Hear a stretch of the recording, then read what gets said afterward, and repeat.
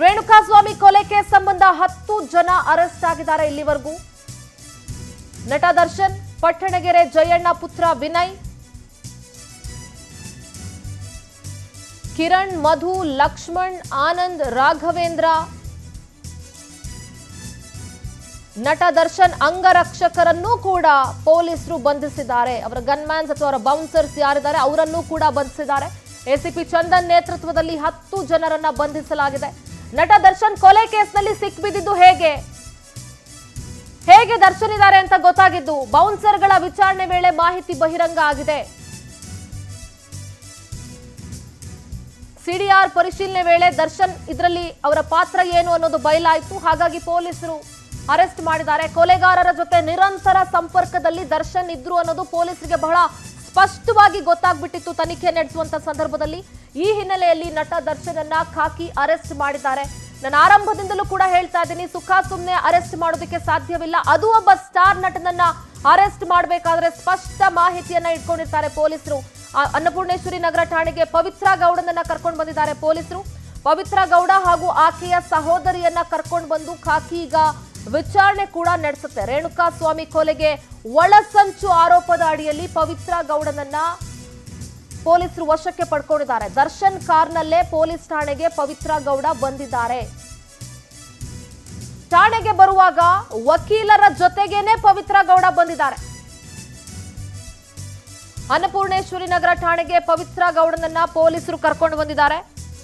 ಈ ಕೊಲೆಗೆ ಒಳಸಂಚು ಆರೋಪದ ಅಡಿಯಲ್ಲಿ ಆಕೆಯನ್ನ ಖಾಕಿ ವಶಕ್ಕೆ ಪಡ್ಕೊಂಡಿದೆ ಪವಿತ್ರ ಗೌಡ. ಹಾಗೆ ಆಕೆಯ ಸಹೋದರಿಯನ್ನು ಕೂಡ ಈಗ ಅನ್ನಪೂರ್ಣೇಶ್ವರಿ ನಗರ ಪೊಲೀಸ್ ಠಾಣೆಗೆ ಕರ್ಕೊಂಡು ಬಂದು ವಿಚಾರಣೆಯನ್ನ ನಡೆಸಲಾಗ್ತಿದೆ. ದರ್ಶನ್ ಅವರ ಕಾರ್ನಲ್ಲೇ ಪವಿತ್ರ ಗೌಡ ಬಂದಿದ್ದಾರೆ. ಜೊತೆಗೆ ಬರಬೇಕಾದ್ರೆ ವಕೀಲರನ್ನ ಕೂಡ ಕರ್ಕೊಂಡು ಬಂದಿದ್ದಾರೆ. ಒಬ್ಬ ಸ್ಟಾರ್ ನಟರು ಹೇಗಿರ್ತಾರೆ, ಹೇಗಿರಬೇಕು ಅನ್ನೋದು ಪ್ರತಿಯೊಬ್ರು ಕೂಡ ತಿಳ್ಕೊಳ್ಬೇಕು. ಇದು ದರ್ಶನ್ ಆಗ್ಲಿ, ಮಗದೊಬ್ಬರಾಗ್ಲಿ ಅಭಿಮಾನಿಗಳು ಕೂಡ ತಮ್ಮ ಇತಿಮಿತಿ ಏನು ಎತ್ತ ಅನ್ನೋದನ್ನ ಗಮನಿಸಬೇಕಾಗತ್ತೆ. ಜೊತೆಗೆ ದರ್ಶನ್ ಅಂತ ಸ್ಟಾರ್ ನಟರು ಲಕ್ಷಾಂತರ ಕೋಟ್ಯಾಂತರ ಮಂದಿ ಫ್ಯಾನ್ಸ್ಗಳನ್ನ ಹೊಂದಿರೋರು. ತಮ್ಮ ನಡೆ ನುಡಿ ಹೇಗಿರಬೇಕು ಅದನ್ನ ಫಾಲೋ ಮಾಡೋಂಥವ್ರು ಸಾಕಷ್ಟು ಇರ್ತಾರೆ. ನಮ್ಮ ನಡೆ ನುಡಿ ಸಮಾಜದ ಮೇಲೆ ಯಾವ ರೀತಿ ಪರಿಣಾಮ ಬೀರುತ್ತೆ ಅನ್ನೋದನ್ನ ಕೂಡ ಯೋಚನೆ ಮಾಡಿ ಹೆಜ್ಜೆ ಇಡಬೇಕಾಗತ್ತೆ. ಯಾರೋ ಏನೋ ಮೆಸೇಜ್ ಮಾಡಿದ್ರು ಅನ್ನೋ ಕಾರಣಕ್ಕೆ ಅಥವಾ ಅಸಭ್ಯ ಮೆಸೇಜ್ ಕಳಿಸಿದ್ರೋ ಇನ್ನೊಂದು ಮೆಸೇಜ್ ಕಳಿಸಿದ್ರೋ ಪೊಲೀಸ್ ಸ್ಟೇಷನ್ ಇದೆ, ಕಮಿಷನರ್ ಹತ್ರನೇ ಕಂಪ್ಲೇಂಟ್ ಮಾಡ್ಬೋದಾಗಿತ್ತು. ದರ್ಶನ್ ಅವರು ಏನು ಪೊಲೀಸ್ ಅವರು ಇನ್ವೆಸ್ಟಿಗೇಟ್ ಮಾಡಲ್ಲ ಅಂತ ಹೇಳ್ತಾ ಇದ್ರ? ಕೊಲೆಯಾದಂಥ ರೇಣುಕಾಸ್ವಾಮಿ ಇದಾರಲ್ಲ, ಅವ್ರ ತಂದೆಯನ್ನ ನೋಡ್ತಾ ಇದ್ರೆ ಅಯ್ಯೋ ಅನ್ಸುತ್ತೆ ರೀ. ಅವರು ಏನ್ ಹೇಳೋದು, ದೇವ್ರ ಬುದ್ಧಿ ಕೊಡ್ಬೇಕು ಅಂತ ಹೇಳ್ತಾ ಇದ್ರು. ಇವ್ರುಗಳು ಯಾರಿಗ್ ಮರ್ಯಾದೆ ಕೊಡ್ತಾರೆ? ಆ ಸ್ಟಾರ್ ಗಿರಿ ಅನ್ನೋದು ಬಂದಿರೋದು ಜನರಿಂದ. ಬಾಯಿ ಮಾತಲ್ಲಿ ಜನ ಜನ ಜನ ಅಂತ ಹೇಳಿದ್ರೆ ಸಾಲಲ್ಲ. ದುರಹಂಕಾರದ ಪರಮಾವಧಿ ಅಲ್ಲದೆ ಇದು ಏನೂ ಅಲ್ಲ. ಏನು ಬೇಕಾದ್ರೂ ಮಾಡಿದ್ರು ನಡೆಯುತ್ತೆ, ನಾವ್ ಏನು ಬೇಕಾದ್ರೂ ಮಾಡಬಹುದು, ದುಡ್ಡಿದೆ, ಇನ್ಫ್ಲೂಯೆನ್ಸ್ ಇದೆ, ನಮ್ಮನ್ನು ಕೇಳೋರು ಯಾರು ಅನ್ನುವಂಥ ಧೋರಣೆ ಇದೆಯಲ್ಲ, ಅದು ಇವತ್ತಿನ ಸಿಚುಯೇಷನ್ಗೆ ಕಾರಣ ಆಗಿರೋದು. ಏನೆಲ್ಲ ದೇವಲೋಕದಿಂದ ಇಳ್ಕೊಂಡು ಬಂದಿದ್ದೀರಾ ಹೆಂಗೆ? ಯಾರೇನು ನಿಮ್ಗೆ ಹೇಳಂಗಿಲ್ಲ, ಯಾರೇನು ತಿಳಿಸಂಗಿಲ್ಲ, ಅಭಿಮಾನಿಗಳು ಏನು ಒಂದು ಮೆಸೇಜ್ ಮಾಡಂಗಿಲ್ಲ, ಅವಾಗಲೇ ಫ್ಯಾನ್ಸ್ ವಾರ್ಗಳು ಶುರು ಆಗ್ಬಿಡುತ್ತೆ, ಸ್ಟಾರ್ ವಾರ್ಗಳು ಶುರು ಆಗುತ್ತೆ.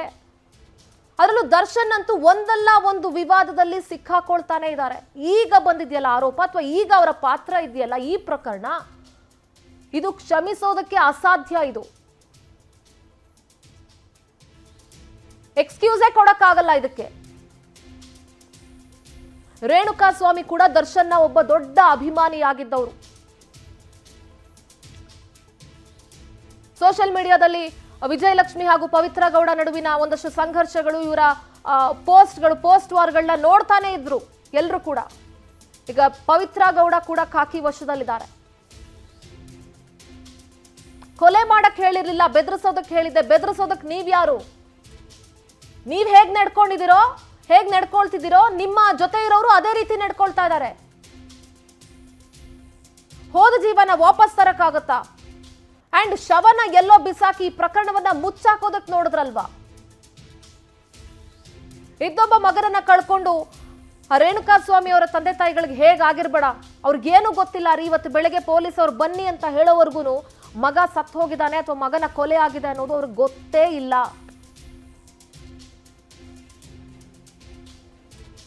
ಆ ತಂದೆಯ ಕಣ್ಣೀರು, ಆ ತಂದೆಯ ಶಾಪ ಸುಮ್ಮನೆ ಬಿಡುತ್ತಾ? ದುರಾಂಕಾರ ಇದೆಯಲ್ಲ, ನಾನು ಏನು ಮಾಡಿದ್ರು ನಡೆಯುತ್ತೆ, ನಾನು ಇರೋದೇ ಹೀಗೆ, ನಾನು ಮಾಡೋದೇ ಕರೆಕ್ಟ್ ಅಂತ. ಇದು ಯಾವ ನಟರಿಗೂ ಬರಬಾರ್ದು. ನಿಮ್ಮ ಸ್ಟಾರ್ಗಿರಿ, ನಿಮ್ಮ ಈ ಐಷಾರಾಮಿ ಜೀವನ, ಇದೆಲ್ಲವೂ ಕೂಡ ಸಾರ್ವಜನಿಕರು ಕೊಟ್ಟಿರುವಂತಹ ಭಿಕ್ಷೆ ಅನ್ನೋದನ್ನ ಯಾರೂ ಮರಿಬೇಡಿ.